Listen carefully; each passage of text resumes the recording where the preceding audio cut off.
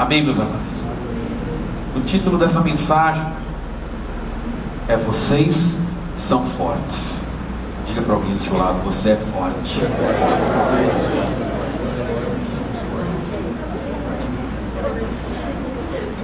Vocês são fortes.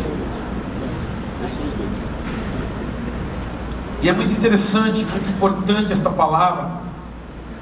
O Senhor tem ministrado esta semana isso ao meu coração de uma maneira poderosa, porque nós vivemos hoje no meio de uma geração que não aguenta nada. Nós vivemos no meio de jovens que têm uma postura bem diferente de antigamente. Antigamente, eu estava conversando com a Eli essa semana, falando sobre isso, e falando lá que desde os 9 anos trabalho, faz isso, faz aquilo, né? Me lembrei também aí na minha adolescência, quando eu comecei a trabalhar, quando eu comecei a dar aula, fazer um monte de coisa. E hoje em dia a gente vê jovens que nas primeiras cargas estão já desfalecendo, parece que estão morrendo. Em nome de Jesus, não temos jovens assim aqui, amém? Estou falando lá de fora, tem outros que são assim. Mas na minha adolescência nós vivíamos em uma época com menos tecnologia do que hoje, e havia mais contato pessoal também. Isso também se refletia na maneira como a gente se relacionava com as pessoas. Isso se refletia de uma maneira geral também na maneira como nós nos relacionávamos com o próprio Deus. E algumas semanas atrás eu lembro que eu ministrei aqui sobre algumas coisas que eu me lembrava da minha infância, no começo da minha adolescência, quando eu comecei a buscar Deus de uma maneira mais intensa. E ali, né, nós tínhamos mais tempo com Deus, nós tínhamos menos tecnologia, nós tínhamos menos distrações. Eu não estou falando aqui hoje, queridos, de uma maneira saudosista. Eu não estou aqui falando que melhores tempos são os que, né, não tinha tecnologia, não tinha tudo que nós temos hoje. Mas o que eu quero trazer hoje aqui é um retorno às origens. Amém? Amém, amém, queridos? Amém. Retornarmos às origens do Evangelho, termos uma vida espiritual profunda.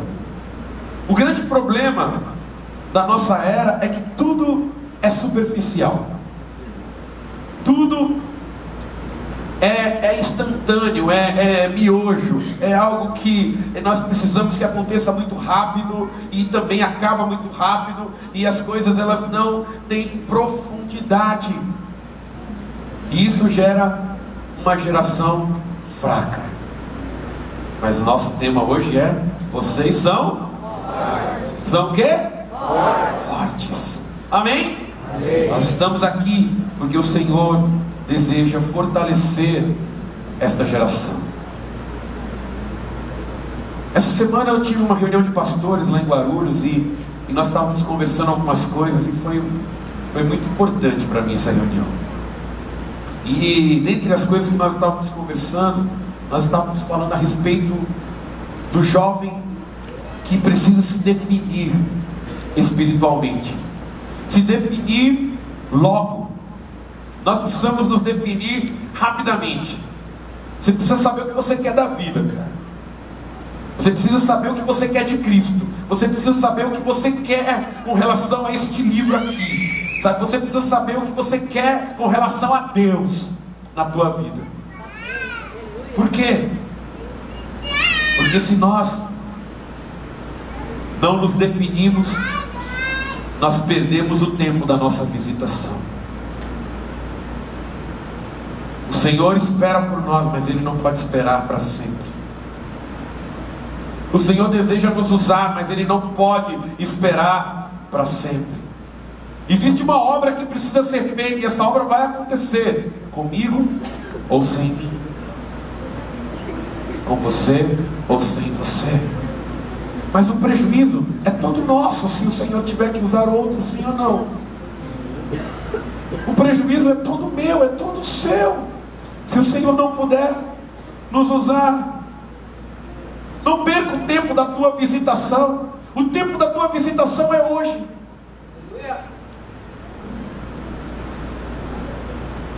Que o Senhor nunca precise escolher outra pessoa para fazer aquilo que Ele gostaria que nós fizéssemos.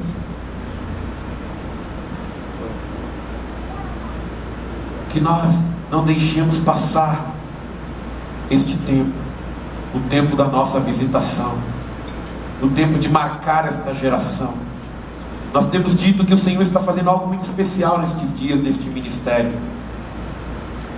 O Senhor tem nos levantado, nos despertado para a oração de uma maneira como nunca aconteceu antes. O Senhor tem nos levado a orar de madrugada, a fazer vigílias. O Senhor tem intensificado a nossa qualidade devocional. O Senhor tem levantado muitos de vocês aqui, muitos de nós.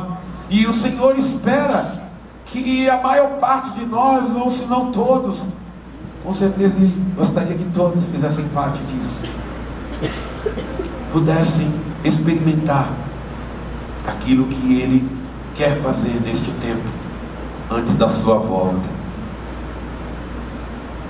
Cutuque alguém aí do seu lado, diga: não fique de fora. Amém? E como eu estava falando aqui, queridos, de uma época diferente, de uma época que não faz tanto tempo assim, né? Eu tenho 37 anos de idade, mas há uns 20, 25 anos atrás, as coisas eram bem diferentes do que são hoje.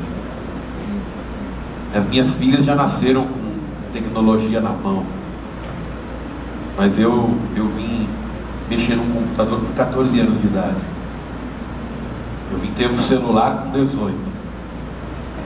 E era um celular, gente, que fazia ligação. E só. Não é verdade? Depois de um tempo começou a mandar SMS, mensagem de texto. Tinha um que eu tive que tinha um joguinho da cobrinha. Lembra da cobrinha? Né, que é ficando grande a cobrinha. Era massa esse jogo. Mas alguns anos atrás, nós vivíamos em uma época que não havia redes sociais. Celulares só faziam ligações. Quando muito, mandavam um SMS. Mas era um tempo onde se tinha mais profundidade nos relacionamentos. Quando a gente gostava de uma pessoa realmente, sabe o que a gente fazia nessa época? A gente pegava um telefone fixo, mano. Conhece? Já ouviu falar em telefone fixo? É. Lá em casa tinha aqueles de roleta. Eu falei hoje na capacitação da esquina, aquele de roleta. Demorava para você discar, né? Quando fazia um 9 ou 0, então, era uma eternidade, né?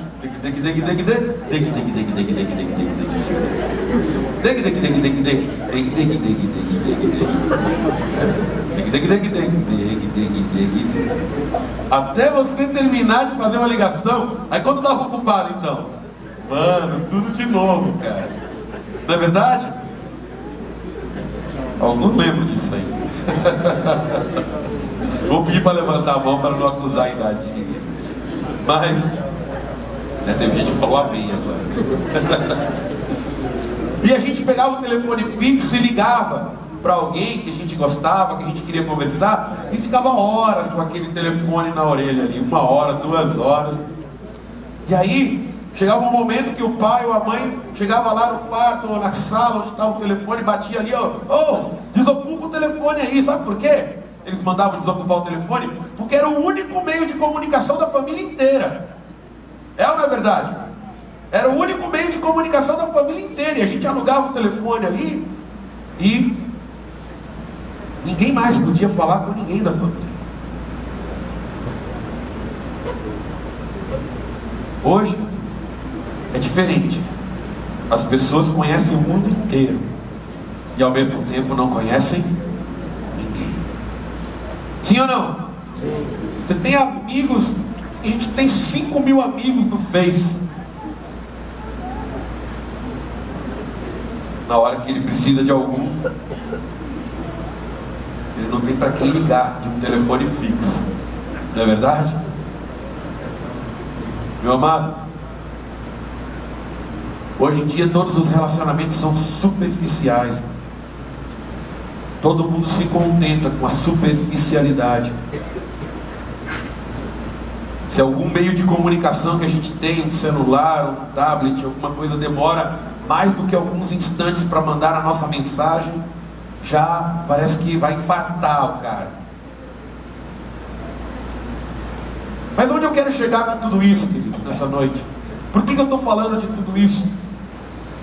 Por que eu estou falando como as coisas eram antigamente? Porque tudo isso se reflete diretamente na maneira como nós nos relacionamos com Deus. Nós vivemos na geração do clique.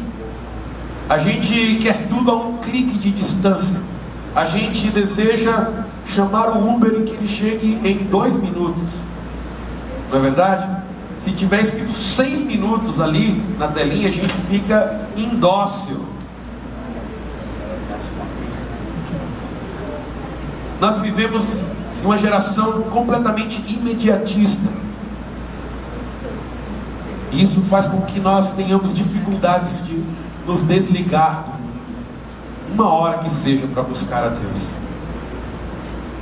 De nos desligar de tudo e de todos para estar com Deus, para ouvir a sua voz, para nos fortalecer. Tudo isso é uma estratégia do inimigo para quê?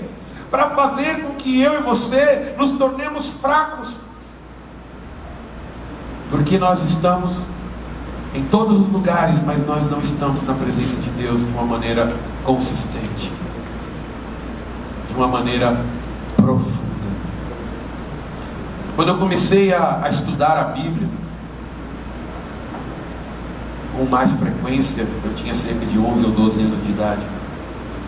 E eu me lembro, o Espírito Santo até me lembrou recentemente disso. Eu fui atrás dessa minha Bíblia, achei ela, e ela era toda rabiscada, toda cheia de anotaçõezinhas, e eu nunca fui muito caprichoso com essas coisas, então era toda borrada. Mas ali quando eu peguei essa Bíblia na mão, eu comecei a me lembrar que havia profundidade no relacionamento com Deus ali. E nós precisamos voltar a esse tipo de relacionamento. Nós precisamos entender que essa geração do clique, ela não está acostumada a esperar os tempos e os processos de Deus. Diga tempos e processos. As pessoas querem tudo já, agora, imediato. Elas não querem esperar o tempo e o processo de Deus. Estão acostumadas a um evangelho industrializado, processado, de produção em massa. E as pessoas aprendem, é por isso que as pessoas gostam, né? E até eu vi uma mensagem uma vez falando sobre, contra, né, os atos proféticos, porque eu não gosto de ir tão além, porque eu acho que as coisas corretas estão no equilíbrio, amém? E aí, né, um pastor que eu respeito muito, que eu amo muito a vida dele, ele estava falando que, poxa, as pessoas, né, gostam de fazer, né, atos proféticos como se fossem fórmulas mágicas, né? E ali, né, lê na Bíblia que Josué deu 7 voltas nos muros de Jericó e as muralhas caíram. Aí toda coisa que ele vai fazer, ele pega e dá 7 voltinhas ali e tal, como se fosse uma mandinga, né? E tal, porque eles querem algo que seja um processo de produção em massa. Não, toda vez que eu fizer isso, dá certo. É um abracadabra gospel. Não é verdade? Aí o cara vai fazer uma prova, vai estar lá a prova na mesa, ele dá 7 voltinhas na mesa, né? E vai lá, né? Agora pronto, agora minha prova vai sair linda. Não! Não é assim que funciona. O Senhor, Ele tem processos na vida de cada um. Não existem fórmulas mágicas. O Evangelho não é industrial, ele é artesanal. Você pode dizer isso comigo? Diga assim: o Evangelho não é industrial, ele é artesanal. Qual é a diferença? Algo industrializado é algo que é produzido em série, algo que é produzido em escala, algo que é produzido em massa. Algo que é artesanal é produzido, não, demora, não? Demora, você tem que fazer com a mão ali, você tem que produzir, você tem que fazer o detalhe, você tem que costurar, você tem que cortar um a um, peça por peça. E é assim que Deus trabalha conosco. Ele trabalha de maneira artesanal. Cada cristão é moldado individualmente pelo oleiro, num processo que leva anos para ser concluído. Anos e anos. E por causa dessa cultura imediata, muitos acabam parando no meio do processo e se torna uma obra inacabada. Sabe como aquelas pontes que os políticos roubam dinheiro e aí fica aquela ponte inacabada que ligam nada a lugar nenhum, né? É assim que a vida de muitos cristãos permanece inacabada. Por quê? Porque desistiram do processo, dos processos de Deus. Mas na Bíblia nós vemos muitos exemplos. Davi, ele tinha 17 anos quando Samuel um dia chegou na casa do pai dele e falou: ô Jessé, Deus me falou que um dos teus filhos vai ser rei de Israel. Me mostra os teus filhos. Ele mostrou lá logo Eliabe, né? Eliabe era grandão, fortão. Samuel olhou para ele e falou: com certeza esse é rei de Israel. E Deus falou: bem, resposta errada. Não olhe para a sua aparência, porque Deus não vê como vê o homem.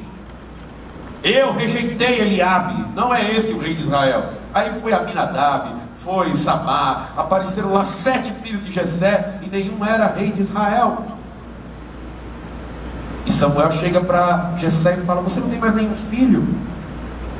Ele falou: não, tem mais um que está lá no campo trabalhando com as ovelhas e tal. Não me pergunte por que os outros 7 irmãos mais velhos de Davi, de dia, não estavam trabalhando. Estavam todos aqueles marmanjos dentro de casa. Só Davi, o mais novo, que estava trabalhando na rua, né? Então, gente, aí chamaram Davi. Davi chegou lá, com o cajado na mão. Na hora que Davi entrou por aquela porta, o Espírito Santo tomou Samuel e disse: este é o rei de Israel. Um menino de 17 anos. E Samuel pegou um chofar, um chifre de carneiro, encheu de óleo e derramou sobre a cabeça de Davi e ungiu como rei de Israel. E sabe de uma coisa, meu amado? Depois deste dia, levou 13 anos aproximadamente para que Davi sentasse no trono de Judá, em Hebrom, e mais 7 anos, ou seja, 20 no total, para que ele reinasse sobre todo Israel. Depois que Davi recebeu aquele chifre com óleo na cabeça, sabe o que começou na vida dele? Perseguição. Saul começou a odiá-lo. Primeiro não, primeiro ele gostou dele, ele tocava harpa, fazia o louvor lá na sala do rei, e estava tudo certo. Quando todo mundo começou a gostar de Davi, Saul quis matá-lo e o perseguiu. O crime de Davi? Ter recebido um chifre com óleo na cabeça, ter recebido uma promessa, uma palavra profética. 13 anos separaram Davi, a promessa do trono. José, no Egito, teve um sonho no qual seus irmãos se prostravam, se curvavam diante dele. E o sonho de José esteve separado da realização deste mesmo sonho por cerca de 15 anos. 15 anos nos quais José passou por todo tipo de vergonha. Vergonha de ser quase morto pelos seus irmãos. Vergonha de ser um príncipe em ser vendido como escravo para o Egito, a vergonha de se tornar um escravo ali, de um servo do faraó, e depois de ter a sua patroa, a esposa do seu senhor, querendo adulterar com ele, e ele se negar a adulterar, e ser caluniado por adultério que ele não cometeu. Passou por essa vergonha, ser preso 12 anos de cana, por algo que ele não fez, até que um dia o sonhador foi levado ao governo do Egito. 15 anos de processo, até que os seus irmãos um dia finalmente chegaram para pedir comida e se curvaram diante dele. Ele já tinha 2 anos como governador do Egito. 15 anos se passaram aproximadamente. Abraão um dia estava lá na casa dele, e o Senhor falou: sai da tua terra, sai da tua parentela, da casa do teu pai, e vai para a terra que eu te mostrarei, e eu farei de ti uma grande nação. O cara não tinha um filho sequer, 75 anos nas costas, e Deus disse: eu vou fazer de você uma grande nação. E a promessa de Abraão estava separada do cumprimento por 25 anos de esterilidade. Uau! Podia passar a noite inteira aqui falando exemplos bíblicos de processos que não foram industrializados, mas foram artesanais. Deus foi moldando um a um. Eu me lembro quando eu estava começando a aprender a tocar violão, meus 11, 12 anos de idade, e eu gostava muito da música da banda Troade. Ninguém lembra mais da banda Troade. E essa música chamava-se Excelente. E o Senhor, e essa canção dizia assim: Senhor, excelente és pra mim, Senhor, o meu coração te admira. Eu gosto do teu jeito de agir e do modo como tu operas em mim grandes coisas, Senhor. E eu cantava essa canção, aprendendo os meus primeiros acordes ali. E hoje eu olho para trás e falo: meu Deus, eu não tinha a menor ideia do que eu estava cantando naquela época. Eu gosto do teu jeito de agir, eu gosto do modo como tu operas. Depois disso foi tanta pancada na vida que eu falei: Senhor, é assim que o Senhor opera? É assim que o Senhor opera, Deus? Tá bom, eu gosto do teu jeito de agir, Senhor. Mas, queridos, não tenha medo de cantar essa canção, porque os processos, eles têm um fim pacífico, eles têm fruto de justiça. Amém? Amém, queridos? Amém. Depois você vai olhar para trás, como hoje eu posso olhar para trás e dizer: poxa, valeu muito a pena. Quando nós olhamos aqui uma rede de jovens, um culto como este, a gente olha para trás e fala: poxa, valeu muito a pena trabalhar, investir, discipular, ganhar vidas. Não despreze os processos de Deus, não seja imediatista. Amém?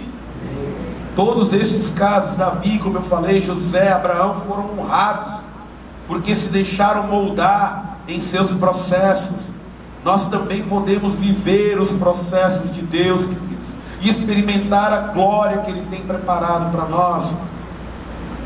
Mas outra coisa que eu quero ressaltar aqui essa noite, e que tem tudo a ver com nós sermos jovens fortes.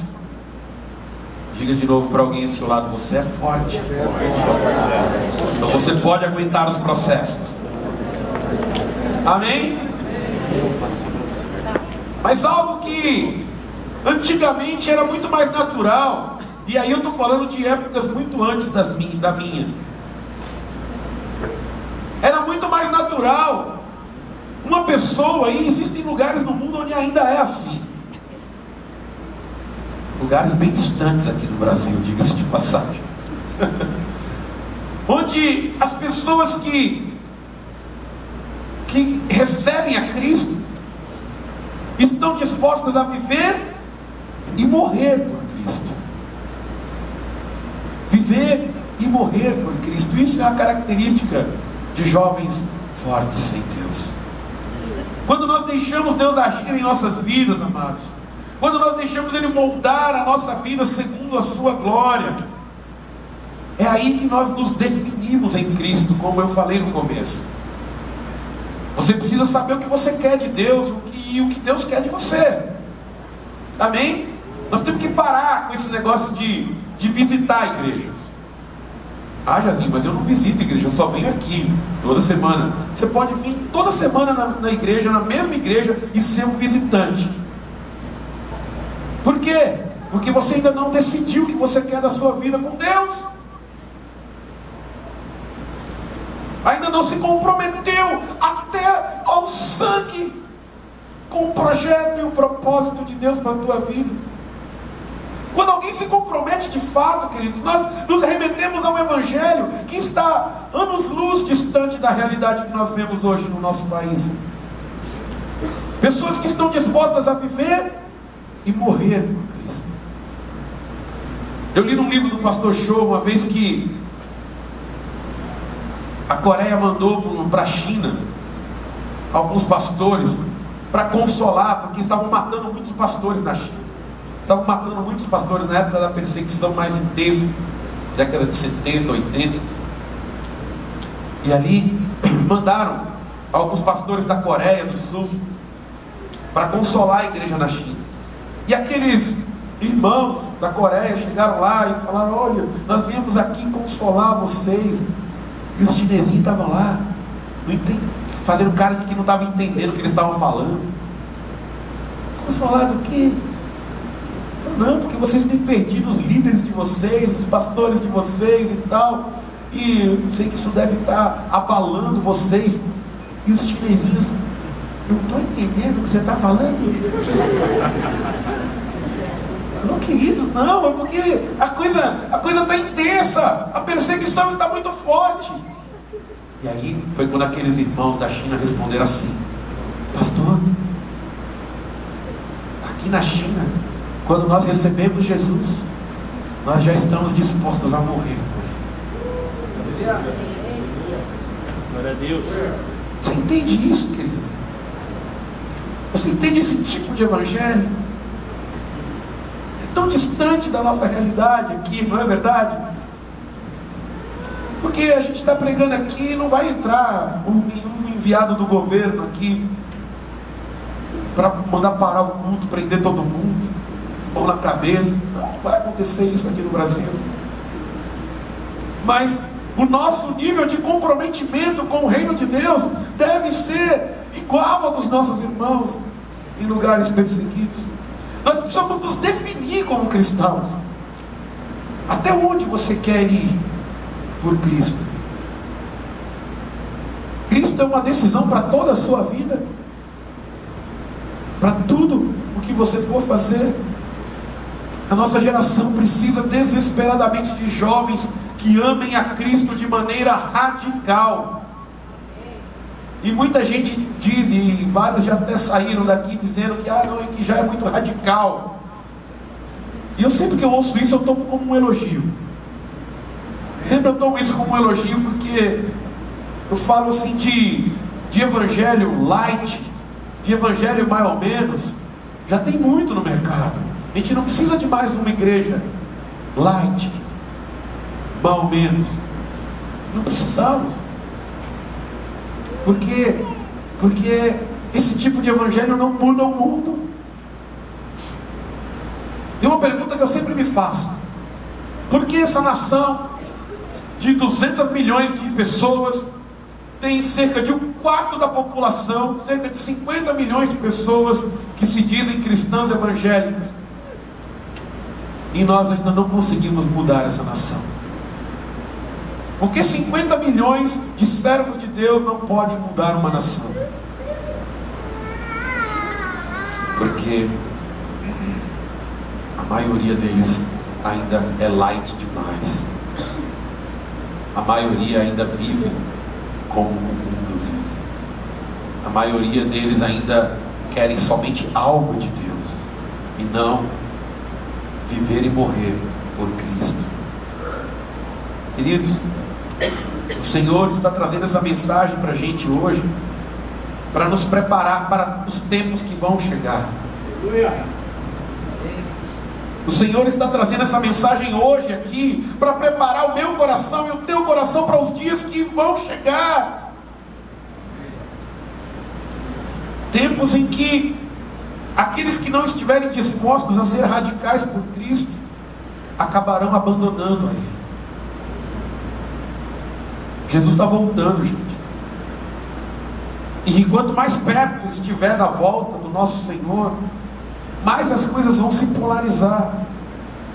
Mais nós teremos aqueles que realmente vivem e morrem por Cristo e aqueles que realmente abandonam a Cristo.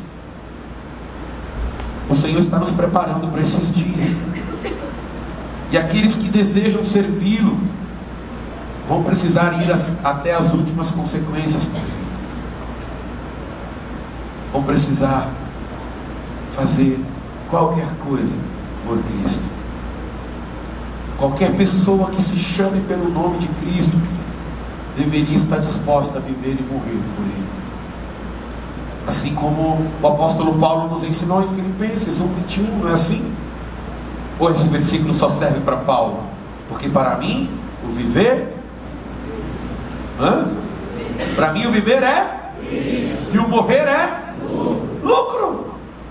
Pronto. Isso é Bíblia ou não é Bíblia? Sim ou não? É isso que a palavra de Deus nos ensina. Então viva isso. Para mim o viver é Cristo, o morrer é lucro.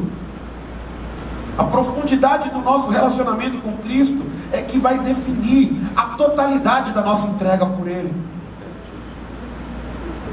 Quanto mais eu aprofundo o meu relacionamento, mais eu me entrego para fazer a vontade de Deus.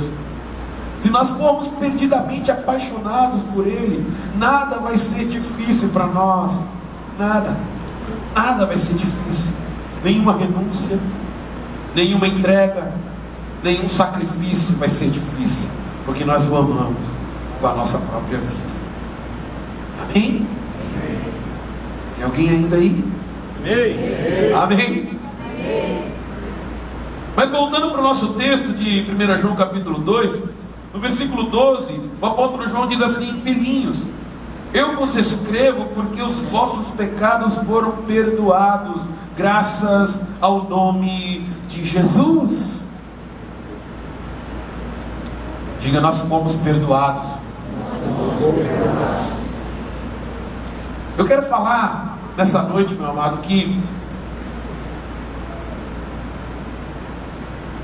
nós vivemos dias em que nós realmente precisamos voltar às origens do Evangelho, as origens do tempo em que ser perdoado era motivo de grande alegria. Hoje, ser abençoado é motivo de grande alegria. Mas não é assim que a palavra de Deus nos ensina. Sim, o Senhor quer nos abençoar, eu tenho dito isso muitas vezes aqui. Ele é um bom pai, Ele deseja dar boas coisas aos seus filhos, diz a palavra de Deus. Mas todo o contexto da palavra de Deus nos ensina que nós deveríamos ser eternamente gratos e eternamente alegres na sua presença, porque fomos perdoados. Uau! Esta é a razão pela qual o apóstolo João diz que os jovens deveriam se alegrar em Deus. Essa é a razão pela qual ele escreveu esta carta, dizendo: filhinhos, eu escrevi para vocês porque os vossos pecados foram todos perdoados. Nós devemos amar e honrar a Cristo, porque Ele nos perdoou. Ele nos transformou daquilo que nós éramos para sermos conforme a sua vontade? Onde estão aqueles que se constrangem diante do poderoso amor de Deus, que desejam a sua presença mais do que a própria vida? Amém? Amém. Por quê? O fato de nós sermos perdoados deixou de ser razão suficiente para que o amemos com todas as nossas forças. Sabe, você devia sair pela rua assim, falando de Cristo, com alegria. Se alguém chegasse para você e falasse: cara, por que você está alegre assim? Por que você está tão contente assim? Você não tem ideia. Você não tem ideia. O Senhor me perdoou. Sabe, Ele me transformou. Eu era um pecador, eu estava perdido, eu ia para o inferno, e Ele me perdoou. E Ele me transformou. Ele me tirou do reino das trevas, Ele me transportou para o reino do Filho do seu amor. Ah, meu amado, isso não é motivo para você se alegrar para sempre. Cara, você tem ideia de que você ia passar a eternidade inteira ardendo em chamas terríveis, no lugar onde Jesus disse que o verme não morre e o fogo não se apaga? E porque Ele te perdoou, porque Ele me perdoou, isso não vai mais acontecer. Você tem ideia disso?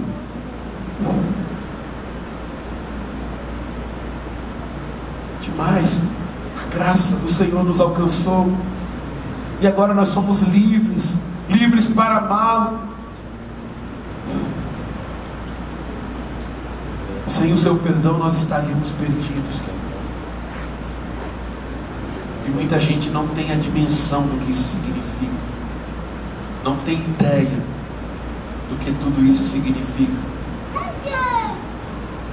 Será que esse tipo poderoso e tremendo perdão de Deus pode nos levar a amá-lo de uma maneira incontrolável?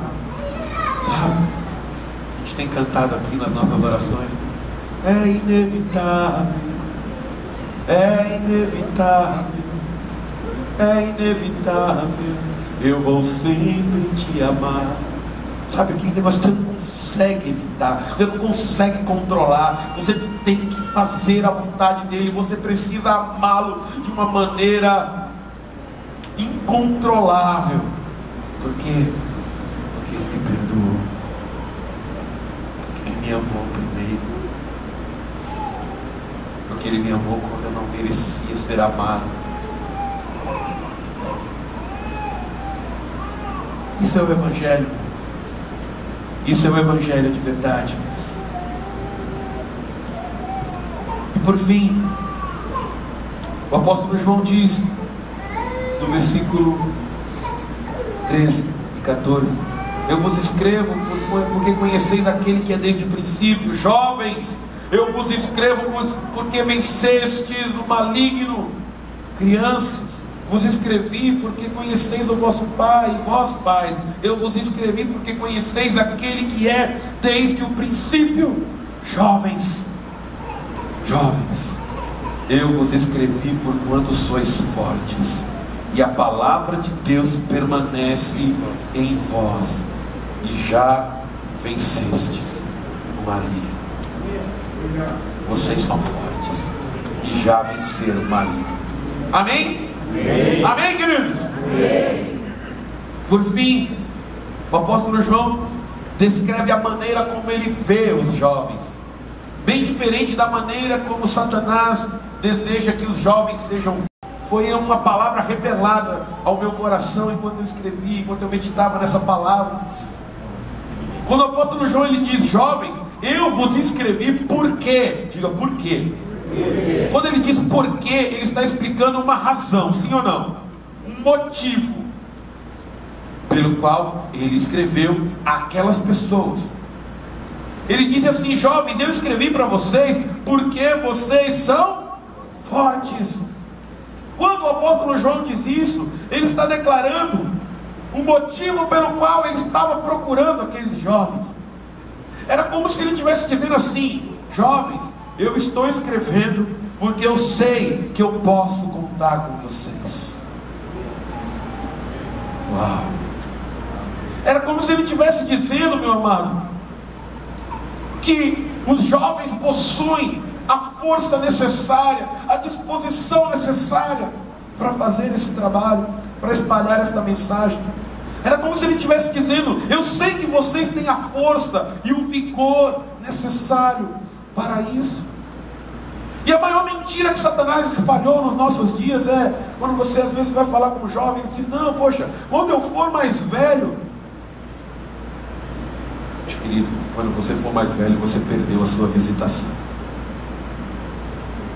Você perdeu o tempo da sua visitação, se você não viver para Cristo tudo aquilo que Ele espera de você. Ah, Jazinho, mas Deus não pode fazer algo quando eu for mais velho. Pode, Deus é misericordioso, querido. Deus, Ele pode fazer o que Ele quiser fazer. Mas saiba que não dedicar a Cristo os nossos melhores dias, os nossos melhores anos, é uma grande perda. Não para Cristo, para nós.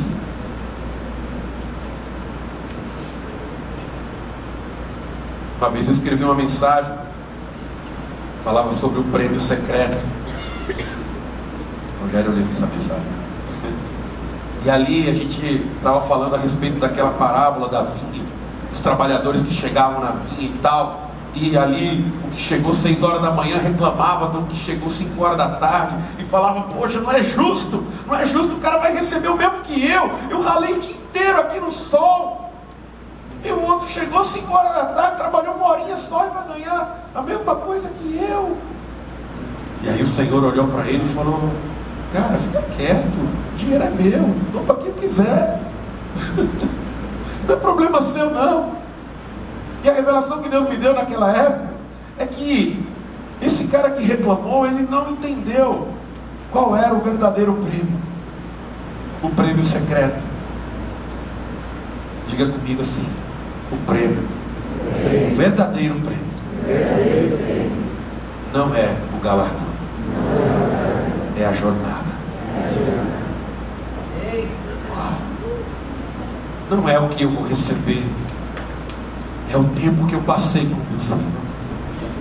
O cara que chegou às 6 da manhã, ele teve muito mais oportunidade de servir o seu Senhor. Ele teve muito mais oportunidade de produzir frutos para o seu Senhor. Ele estava mais pertinho, ele estava mais juntinho, ele teve muito mais tempo com Deus.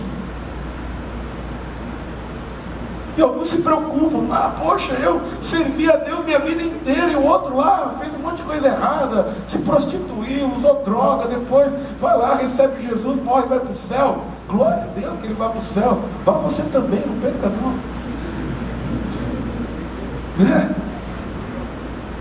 Agora eu, que tive o privilégio de ir lá, com meus 11 anos de idade, estar nas favelas pregando o evangelho, orando pelas pessoas, sabe, eu tenho história para contar com meu Deus, com meu Senhor, e isso é meu privilégio, é minha graça. Isso ninguém tira de mim. Amém, queridos? Meu amado, o prêmio é a jornada. João continuava dizendo: eu sei que vocês dão conta, jovens. Não se preocupem com o diabo.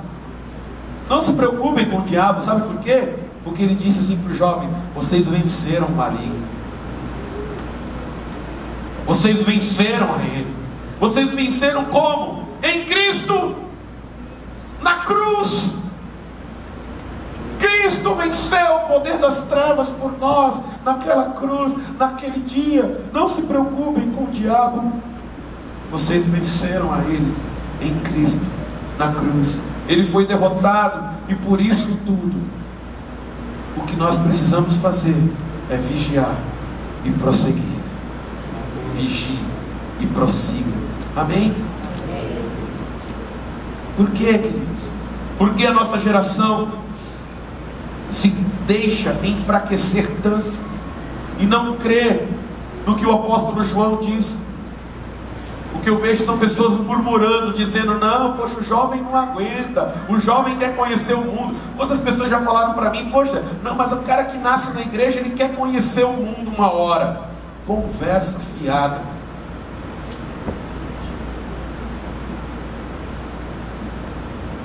Se ele der ouvidos ao seu Senhor, ele vai entender que o mundo não tem nada para ele. Amém? Por quê que muitos jovens se deixam enfraquecer? Nós somos fortes, queridos. Sim, nós somos fortes porque temos um forte Espírito Santo habitando em nós. Nós somos tão fortes quanto aqueles jovens moravianos do século XVIII. Jovens que com 19, 20 anos de idade se vendiam como escravos para pregar aos escravos em uma ilha distante.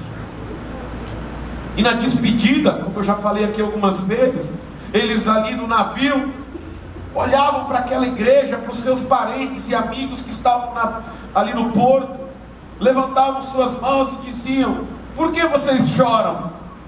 Não deve o Cordeiro receber o pleno fruto do seu sofrimento através do nosso sacrifício? 19, 20 anos de idade, tomando uma decisão por toda a vida, sem retorno, passagem só de ida. Nós somos tão fortes quanto esses jovens, se nós quisermos. Nós somos tão fortes quanto Policarpo no segundo século, com cerca de 20 anos de idade, foi o último discípulo registrado do apóstolo João. João tinha mais de 100 anos já quando discipulou Policarpo. E Policarpo, com 20 anos de idade, aprendendo aos pés do idoso João, aprendeu a entregar a sua vida por Cristo e se tornou pastor da maior igreja, de uma das maiores igrejas da antiguidade, a igreja em Esmirna. Aprendeu a viver e morrer por Cristo.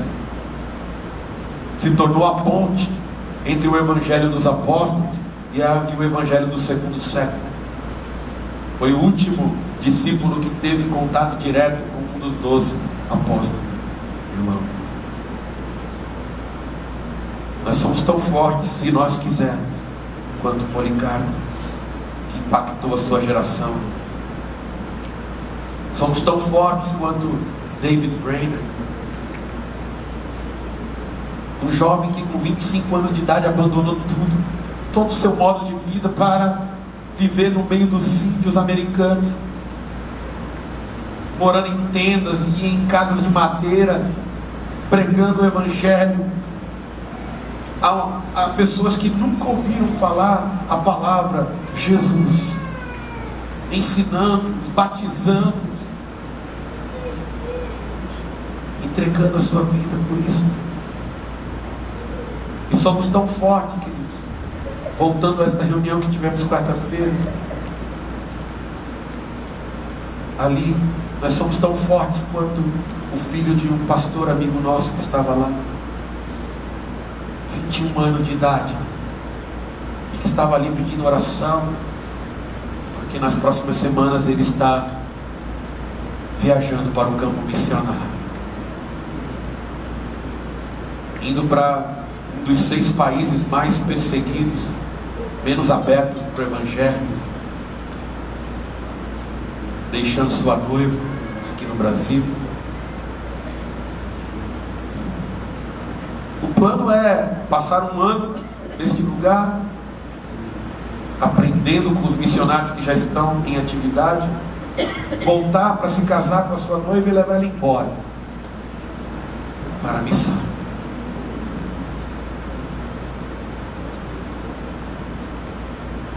Esse é o plano. Agora, você imagina alguém que está indo para um lugar onde o evangelho é perseguido. Existe a possibilidade de acontecer algo diferente, sim ou não?